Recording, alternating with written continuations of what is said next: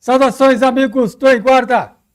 Muito bem, com muita honra, viu? Falar de uma arte marcial tradicional que é muito forte em todos os sistemas de luta, viu? Quando eu falo sistema, eu falo luta em pé, na trocação, luta agarrada, chão. É uma arte muito poderosa. Hapkido, que vem da Coreia.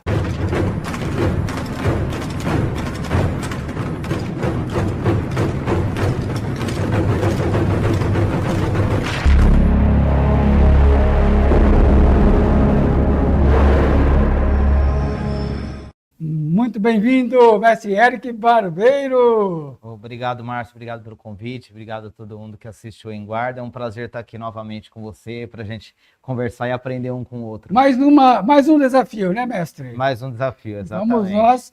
Vamos nós fazer um duelo aqui da nossa vivência marcial, aprendendo sempre com esse grande mestre que tem história 3 décadas ou indo para 4 décadas de arte marcial, não é isso? Exatamente, esse ano aqui estou indo para 37 anos de arte marcial, iniciando pelo Hapkido. Nossa, você vê daquela época, né, mestre, onde a arte marcial, você pegou uma fase onde a arte marcial era quase que sigilosa, né? Sim, sim. Poucos tinham acesso, passou pela turbulência dos bad boys, né?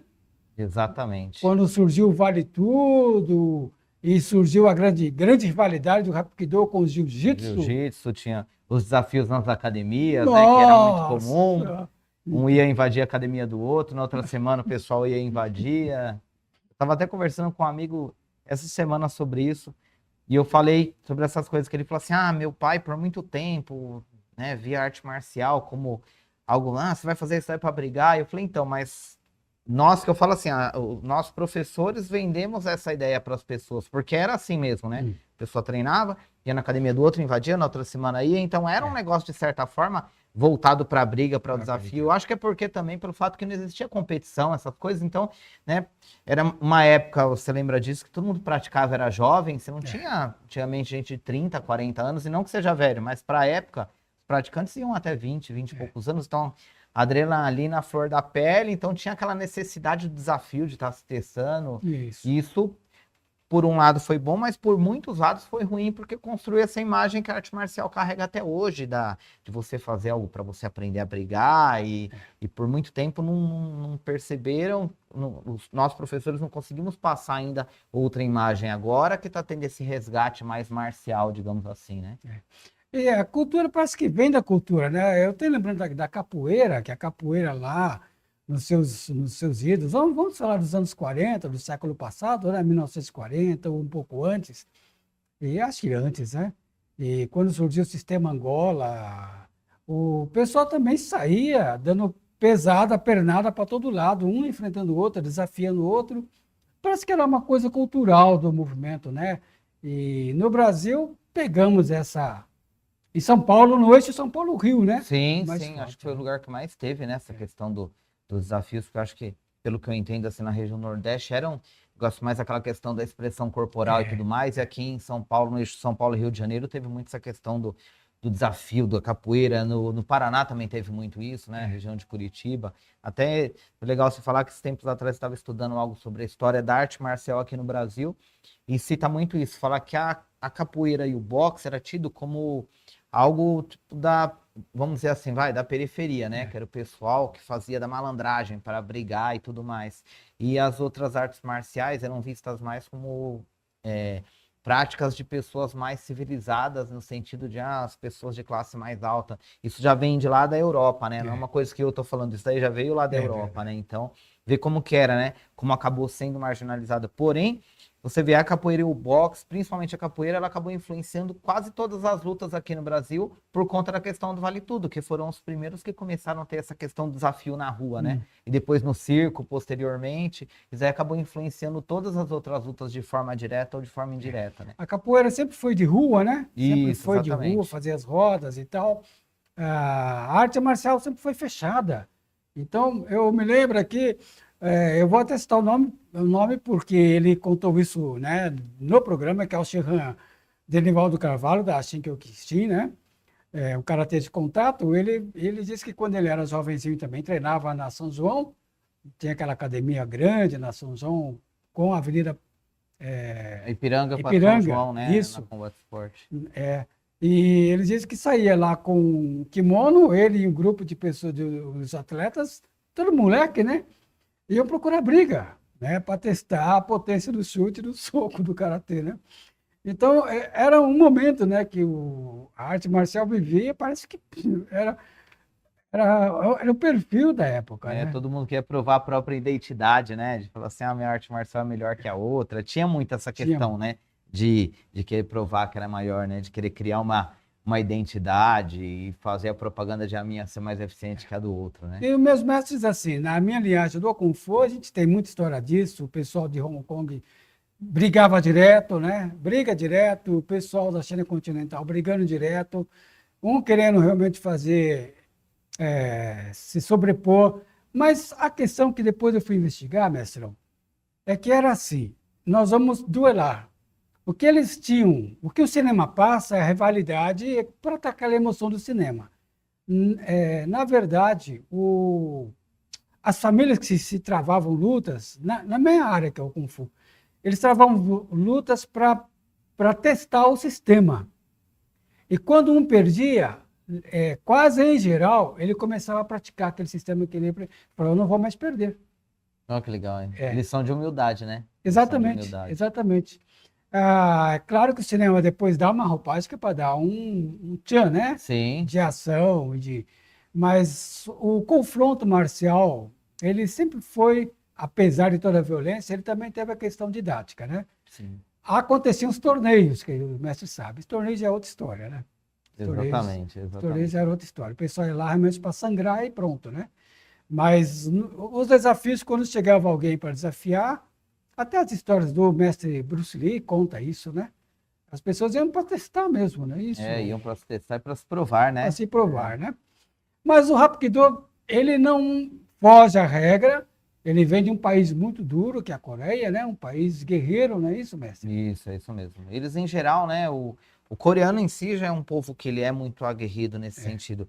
Lembro que eu lutei 2 vezes final de campeonato, inclusive foi em 95, um brasileiro e um paulista em 95. Eu, na época, tinha 15 anos, eu peguei um coreano na final. Ele perdeu para mim no paulista, e no brasileiro ele estava machucado, ele nem ia lutar, e aí eu só tinha uma luta. Ele se inscreveu em cima da hora para poder lutar comigo, porque ele tinha perdido para mim uma vez e não queria perder de novo, e acabei ganhando dele a segunda. E ele mesmo assim, ele acabou a luta, depois ele chegou para mim e falou: não sei o que acontece quando eu luto com você, porque eu não perco para você, que eu sou bem melhor. Então eles têm muito isso daí. E olha como que é, né? Eu, na época, 15 anos, fiquei até meio abalado, porque o cara ele era 2 anos mais velho que eu tinha uns 15, ele tinha uns 17, mas assim, olha como que era, mesmo tendo vencido ele, tendo batido demais nele, eu ainda ficava meio receoso de falar assim, nossa, né, esse cara uma hora vai me pegar. Então, olha como a confiança que eles têm no potencial, nessa questão de ser um povo muito aguerrido, é importante, né, nesse sentido. Que ele quase me vencia no psicológico toda vez que a gente ia lutar.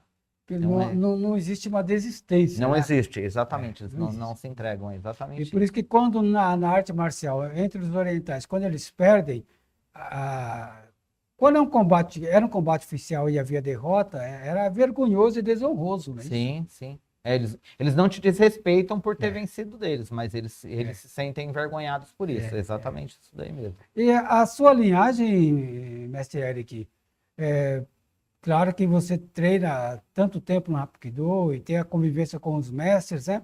Como foi esse seu intercâmbio, né, com a raiz do Hapkido, né? Porque uma coisa é você ter a convivência lá na nata, no berço. Sim. E outra é o Brasil, né? O jeito do brasileiro treinar. É bem diferente. Eu comecei treinando Hapkido aqui em Osasco mesmo, na época.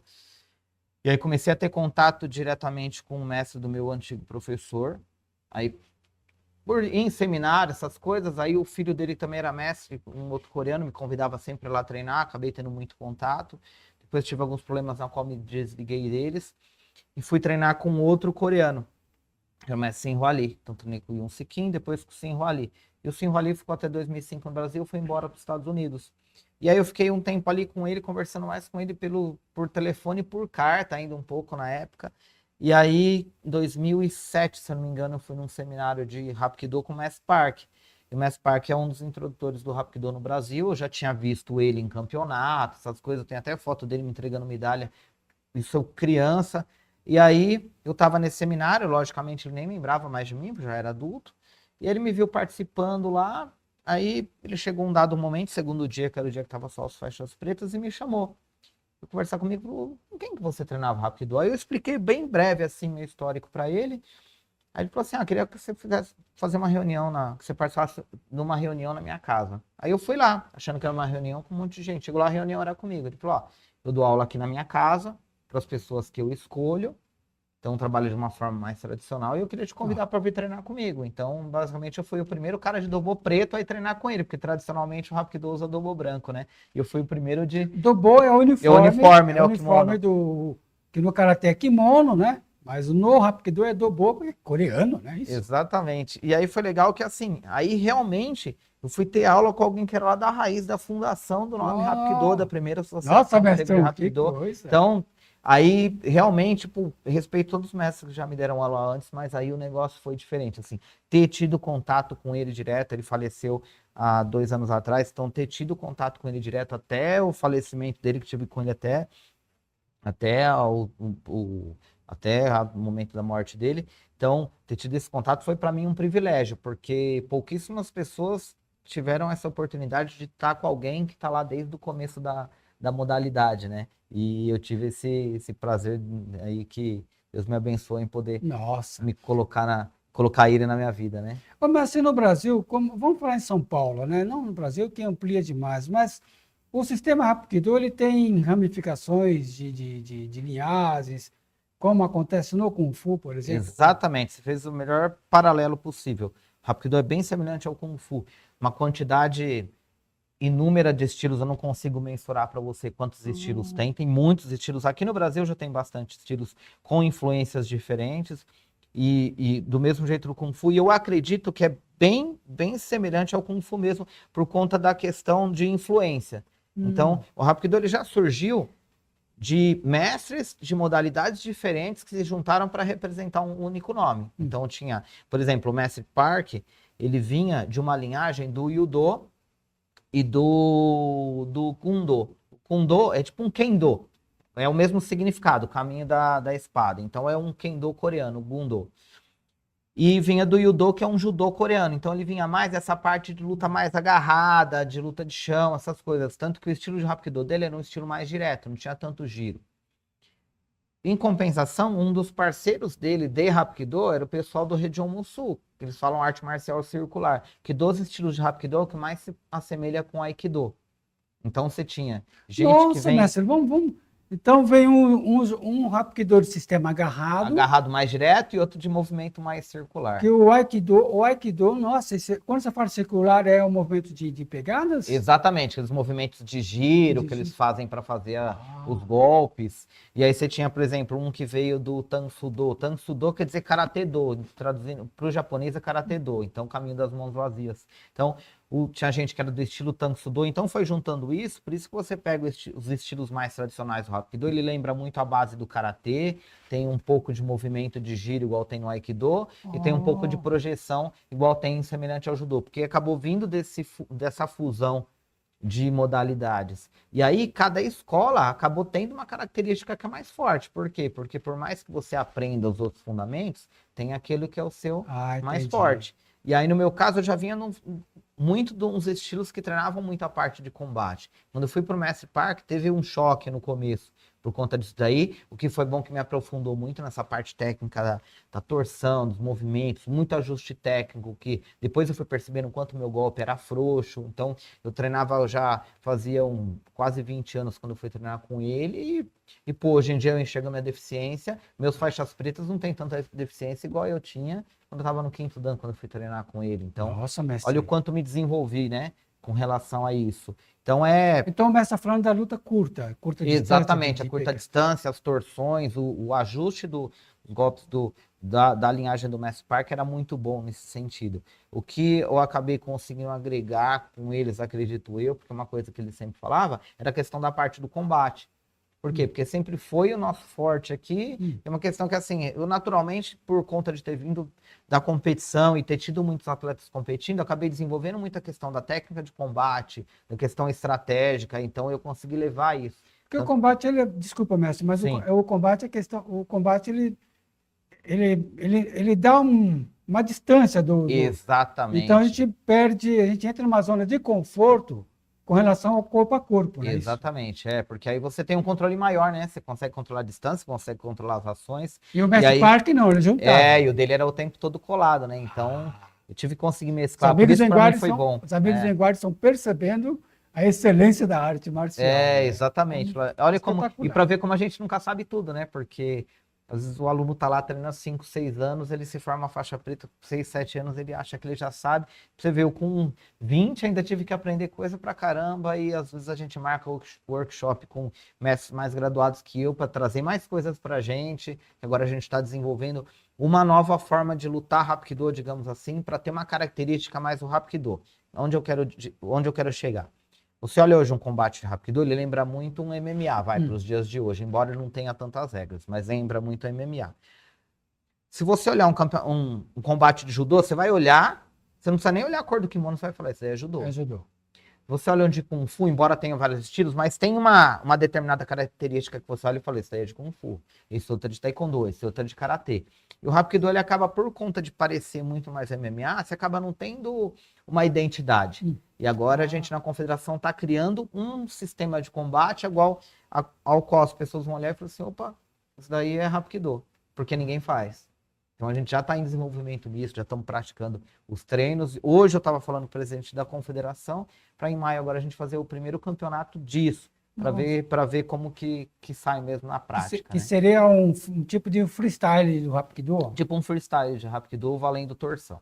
Nossa. Valendo mais movimento em pé. E aí a gente tem feito workshop para ver, será que funciona? Então vamos testar primeiro. E a gente tem testado e está funcionando. Então está ficando bem legal. Nossa, mestre, que informação espetacular. Em primeira mão, porque a gente não tinha divulgado isso para ninguém. Quer dizer que o Hapkido no Brasil está estudando, vasculhando as técnicas e falando, não, nós não somos MMA. Nós somos... Exatamente, você disse tudo, exatamente isso. Para desvincular isso, porque senão fala assim, não, é soco e chute, vale projeção e solo. Não, tem muito mais coisa além disso. Mas é a gente que não estava sabendo, como professor, transmitir isso para as pessoas.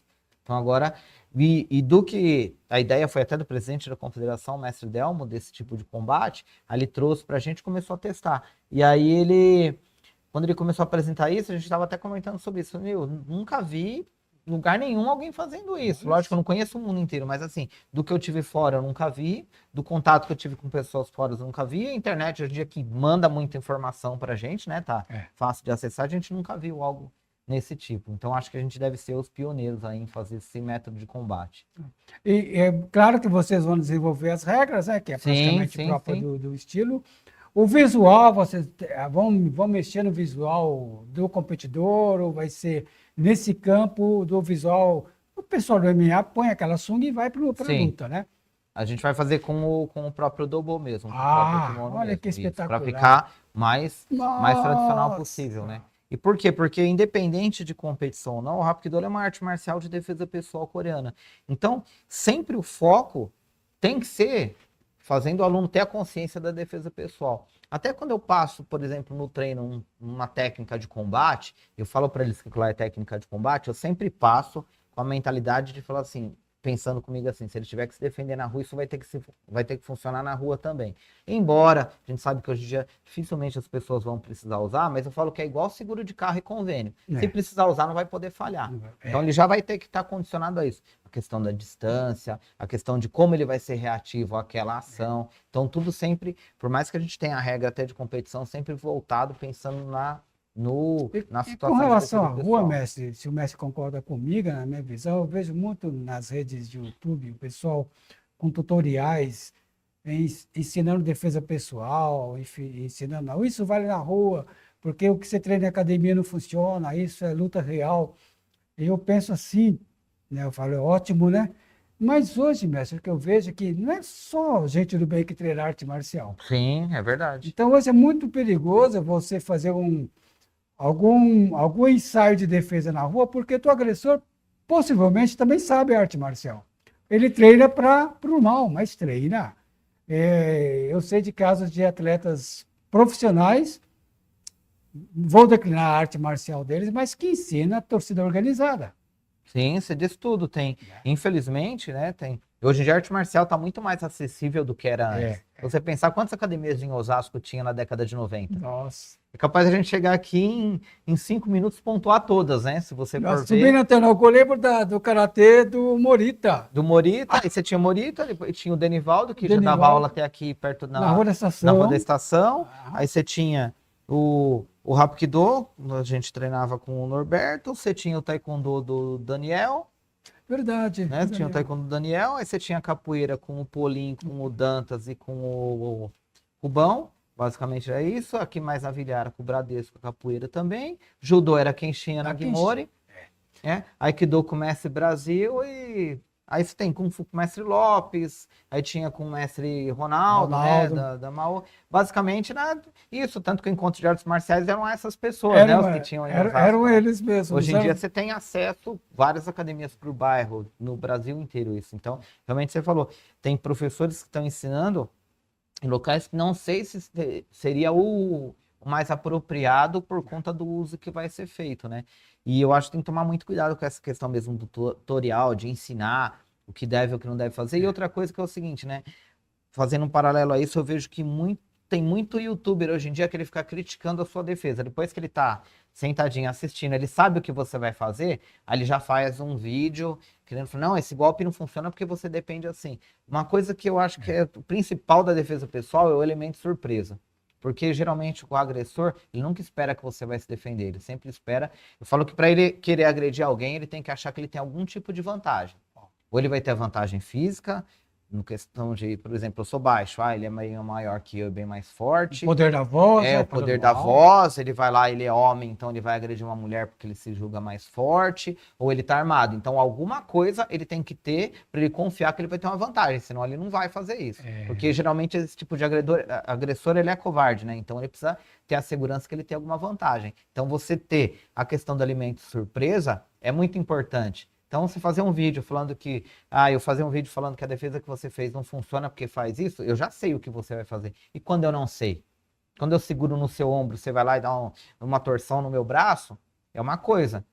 Você fez rápido, eu não estava esperando que entrar uma torção no braço. Aí eu chegar e olhar e falar, não, se eu segurar no ombro do Márcio, ele vier fazer uma torção no meu braço, eu tiro o braço, eu levanto o cotovelo, faço tal coisa, mas eu já sei o que você vai fazer. Claro, já fiz a leitura antes, né? Aí fica muito mais fácil, né? É diferente do combate esportivo, que aí por quê? Estou fazendo combate esportivo com você, eu estou esperando uma reação sua e você está esperando a mim. Então eu sei que você vai me golpear em algum momento e eu vou também te golpear. Então é muito mais fácil, digamos assim, de você fazer uma leitura do que na rua, né? Que ali está preparado e sabe que algum momento vai sair, né? Exatamente. Agora, na rua, alguém vem por trás, vem sem esperar, que é essa a ideia, né? Exatamente. Da rua. A rua, a gente não está preparado, você está relaxado, está fazendo compras, está saindo está estacionando o carro, está fechando o portão da casa.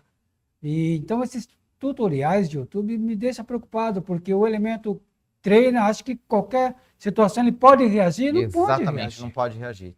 Tem um monte de risco que você tem que calcular. Existe muito risco calculado. Eu falo que tem muita questão do qual a distância que ele oferece perigo para você, qual que não oferece. Se você errar isso daí da distância, é crucial, pode custar a vida, né, da pessoa se defender, né? E a nossa vida é uma linha fina, tênue, né? Exatamente. Entre estar vivo e não estar vivo. Exatamente.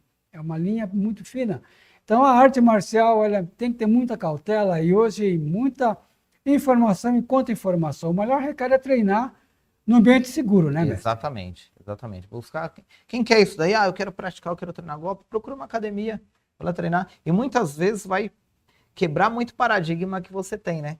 Um exemplo é o paradigma do cara que falou assim, não, eu nem vou treinar arte marcial, porque se o cara encostar em mim na hora, ele pode ser faixa preta, eu vou bater em todo mundo, porque ele pode ser campeão mundial, pode ser isso, pode ser aquilo. Quando eles falam isso pra mim, eu falo assim, você deveria ir pro UFC, porque o cara vai encostar em você, você vai bater em todo mundo, vai ser campeão e ainda vai ficar milionário, né? Então, Mas aí ele vai ver que não é isso, porque o ambiente também conta muito. Então, quando você entra numa academia, que a energia de todo mundo é boa, todo mundo te recebe bem, tudo mais, que você percebe que ali é muito mais uma troca de energia, de experiência, de vivência, de network e tudo mais, a pessoa vai mudando o conceito dela, né? Basta ir lá, assiste, faz uma aula e sente se o ambiente tá dentro daquilo que você quer. E aí também eu sempre falo que isso filtra muito, né? Por quê? Porque o cara que não tem a mesma energia daquele ambiente, ele não fica lá. A arte marcial tem muito essa coisa, né? Você pode ver, a pessoa chega lá, é um cara maldoso. Dificilmente ele vai ficar na sua academia treinando porque todo mundo é de bem, então ele A energia não consegue se encaixar lá. Aquela coisa parece que dos polos invertidos. Exatamente, parece que repele, né? Repele. A energia marcial, a gente fala, né, que a energia marcial é uma expressão humana. Exatamente, Né, exatamente. Uma vez eu fui ler sobre o Aikido, né, e eu achava que o Aikido seguia uma linha budista, e depois eu entendi que não é que é uma linha budista. Ele segue uma linha semelhante a uma religião, sendo que cada um tem a sua. O que eles querem dizer? Que a sua energia tem que estar a favor da minha, para a gente ter essa troca de experiência. Senão, eu vou pegar no seu braço, você tira e fica aquela troca de força. Então, a forma que eles enxergam as coisas nesse sentido, eu acho muito, muito bacana, né? Que é bem aquele sentido da arte marcial que eu falei da última vez que eu vim aqui, que era o Kanji, a arte marcial, embora todo mundo fale que é arte de guerra, não sei o quê, o Kanji, que é o ideograma oriental, ele quer dizer não guerra. Não guerra. Não guerra. Quer dizer o seguinte, pô, se você é mais forte que eu, se eu for querer lutar com você, eu vou apanhar. Se eu sou mais forte que você, pra que eu vou lutar com você se eu sei que eu já vou te bater? Se você tem a mesma força que eu, pra que eu vou lutar com você que eu sei que vai empatar? Então a questão não é você guerrear, na verdade é você saber que não precisa disso, né? Saber como se controlar, né? E os grandes mestres, se nós tivéssemos no passado, nós estaríamos aqui com chá, né? Saboreando chá, conversando sobre isso, e iríamos trocar em forma também de ideograma, porque no Kung Fu, o Wushu, que é a arte marcial, também diz não guerra, tá? Então, todos os movimentos, a gente fala, isso é muito bom. Nossa, esse movimento dá para ser aplicado. Olha que legal, né? Bacana? É legal. Essa convivência marcial, tirando a roupagem comercial, né? Porque uma coisa é uma academia que precisa lucrar e como comércio. Outra coisa é o seu espírito da tradição marcial que ela tem que preservar, né? Eu acho que tem que juntar, né, Márcio? Saber fazer os dois. Porque é uma empresa. É uma Por empresa. exemplo, eu vivo disso, eu não faço outra coisa na minha vida. Então, eu dependo da minha academia. Só que eu não posso fazer com que a questão da empresa sobreponha a questão marcial e nem ao contrário. Porque eu preciso pagar minhas contas e, por outro lado, eu não posso atropelar aquilo que foi o que eu acreditei que me trouxe até hoje. Você falou isso daí, entra bem uma questão que eu acho que falta na arte marcial, porque cresceu muito nesse sentido, que é a questão da diferença da ética e da diferença da moral. Embora a arte marcial não seja uma profissão regulamentada, existem alguns valores éticos e existem alguns valores morais que às vezes os morais acabam sendo deixados de lado.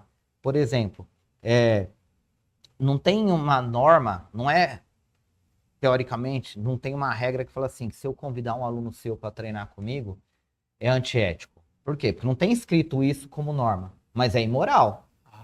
Né? Então acho que assim, porque não é antiético, porque eu não vou preso, porque eu não vou ser punido por isso, eu vou chegar no aluno do Márcio e vou convidar ele para treinar. Isso é um exemplo, né? Dentre um monte de outras coisas. Então acho que o problema da arte marcial ter crescido tanto, ter virado muita empresa, que as pessoas esqueceram dos valores morais que vem tudo por trás disso.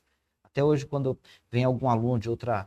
o aluno morava em outro lugar, não consegue mais ir treinar e ele vem treinar comigo, geralmente eu converso com o antigo professor e se eu não consigo conversar com o professor, pelo menos eu falo para o aluno, vai colocar seu dobo, usa o dobo do avesso, porque eu não quero dobo com outro logo na minha escola. Não por uma questão só de norma, de padrão de escola, não é só isso, mas uma questão para não gerar um desgaste, de falar assim, olha lá, o cara tá com o dobo de tal escola, tá indo lá no Eric, e aí fica parecendo que eu chamei alguém, e eu falo assim, eu coloco minha cabeça no travesseiro e durmo todo dia, porque eu faço só meu trabalho, e foi uma coisa que o Denivaldo uma vez falou para mim, o Geraldo Denivaldo, conversei com ele na época, quando eu tinha me desligado da primeira equipe que eu treinei, e aí tava ainda meio perdido, porque eu ainda era novo, tudo, e aí eu conheci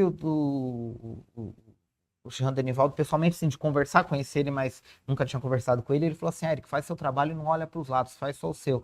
E aí eu absorvi isso no sentido de não só fazer, no sentido de, não importa o que os outros estão fazendo, no sentido de eu não quero saber de aluno de ninguém, eu quero saber dos meus. Então não vou atrás de alunos dos outros. Então eu tenho meus valores morais que eu levo comigo sempre, com questão disso, com questão de graduação. Então acho que não pode virar um comércio porque é uma empresa. Entendeu o que eu tô falando? A graduação não pode virar um comércio porque a academia é uma empresa hoje. Não, a graduação tem que ser algo que o aluno realmente conquista, tem que ser algo que realmente realmente fala de uma merece, situação né? de graduação, o pessoal, o que a gente mais ouve é isso, né? Que as academias, em modo geral, digamos assim, exploram, né?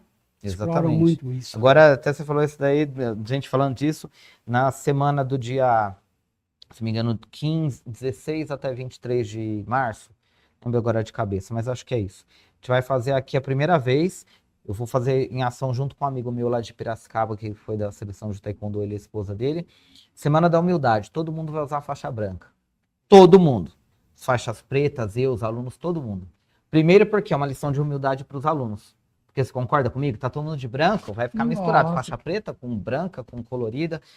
E nós, mestres, no sentido de até um protesto mesmo com relação a gente ver outros mestres estar se graduando, às vezes sem respeitar uma carência, sem respeitar os valores morais da arte marcial que a gente aprende lá atrás, Nossa, que mestre. a gente, mestre, às vezes acaba esquecendo. Então, pra gente é um sinal de protesto. Para os alunos, uma questão de aprendizado, de falar assim, não esquece de onde você veio, né? Então, vamos já todo mundo fazer isso daí. A primeira vez que a gente vai fazer aqui na nossa escola, mas mestre, vou fazer. que Acho coisa que vai ser bem legal. Acho que vai ser maravilhosa. bem legal. Nossa, que maravilha. Isso é um conceito filosófico, né, mestre? Exatamente, exatamente. Eu acho que tudo que a gente puder trazer para agregar para as pessoas, e principalmente para elas entenderem que mais do que o golpe que elas vão aprender, elas vão usar muito mais coisas fora do tatame do que dentro. Foi aquilo que a gente estava conversando antes aqui sobre a minha filha. Eu falei assim, tem coisa que ela não entende agora, mas lá na frente ela vai me agradecer por ter treinado O arte mestre está marcial. aqui. Obrigado, capitão. O mestre está aqui com Kaori. Kaori, tem quantos anos? 8 anos. 8 anos. Já está no Rapkido, né, mestre? Já está quase Olha 4 lá, anos. oi, Kaori. Rapkido.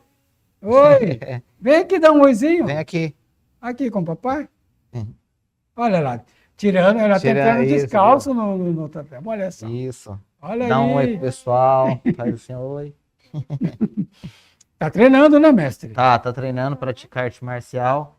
E o mestre falava exatamente disso, né? A questão de colocar os pezinhos no caminho, né? Exatamente. É dar o direcionamento para eles. E de forma indireta eles vão absorvendo isso, né? Porque eu comecei com 9 anos, então eu sei quanto isso me direcionou, me educou, me ajudou. Né? E de forma indireta, porque muitas vezes, você deve lembrar disso, a gente recebeu informação na arte marcial, os mestres não eram muito de conversar, né? Eles eram muito de... Eles falavam as coisas na entrelinha e você tinha que captar. A gente hoje em dia ainda passa mais isso para eles de conversar, de direcionar. Então acredito que a jornada deles vai ser até mais proveitosa do que a nossa, né? O mestre, ele andou sobre pedras, né? Para filtrar essa arte marcial, trazer para o Brasil um sistema, nunca parou de treinar, nunca parou de aprender, e hoje é um ensino de Hapkido, um ensino de excelência, isso a gente pode atestar. Mestrão, o senhor está ensinando a sua escola? Isso, minha escola é Korean Tiger, fica na Rua Georgina, número 129. Atualmente a gente começou desde o ano passado numa sede própria, na qual a gente conseguimos aí construir quase 200 metros quadrados de tatame, então um espaço bem amplo, é bem na frente do Parque da Fita, inclusive, né? Mais uma vez convidado a ir lá conhecer, e vai ser um enorme prazer. Tem muitas crianças treinando atualmente, muitas mulheres, tem horários nossos que tem mais mulheres. A semana retrasada teve um treino de quase 40 pessoas, tinham mais de 20 mulheres treinando. Então, tem, né, o público está bem diferenciado em como era anos atrás, então estão todos convidados. Mestre Eric, a herdeira, né? Uma das herdeiras do sistema. Isso. Tem a esposa, né, mestre? Tem a esposa, a Érica, vai estar treinando para fazer a esposa é Érica? É, Érica. Foi arranjado, mestre? Não foi arranjado, foi coincidência mesmo. E ela esse ano aqui está treinando para fazer exame também de kickboxing. Treina. Ela treina Hapkido ela começou há menos tempo, Kickboxing tá treinando fazendo pra faixa preta agora. Nossa! Então o casal aí não tem discussão, Exatamente, né? exatamente. É. E tem mais uma filhinha. E tem mais uma filhinha Mayumi de 1 ano. Opa. Daqui uns anos ela vai ver esse vídeo e falar, Olha, e vai estar o aqui programa também, falaram né? de mim, vai estar aqui, com certeza vai estar treinando também. Mestrão, sempre é um aprendizado falar contigo, né? Isso eu sempre repito, mas sempre é verdadeiro dizer isso. Né? Não, Então eu que agradeço, muito. eu também aprendo muito. É sempre um enorme prazer quando você me manda mensagem convidando, sempre dá muita alegria no coração, porque eu sei que vai ser muito enriquecedor. Eu tenho certeza que os amigos em guarda aprenderam muito hoje com o mestre Eric Barbeiro. É barbeiro ou barbeiro? Barbeiro. Barbeiro mesmo. Isso. Então, o mestre Eric Barbeiro, um grande nome do Hapkido, não só aqui na região, no Brasil. É uma referência do estilo dessa arte marcial coreana, não é isso? E agora estamos chegando no Senegal, começamos agora esse mês. Olha aí. Representantes no Senegal. Esse ano aqui nos Estados Unidos, estão abrindo uma academia em Mato Grosso, na cidade de Sinop. Agora deve começar na prefeitura de Penha, em Santa Catarina, e no meio do ano em Goiânia. Olha aí, o império crescendo, não é isso, mestre? Graças a Deus, está crescendo. Muito obrigado mais uma vez, mestrão. Eu que agradeço, obrigado, pessoal. Amigos em guarda. Valeu.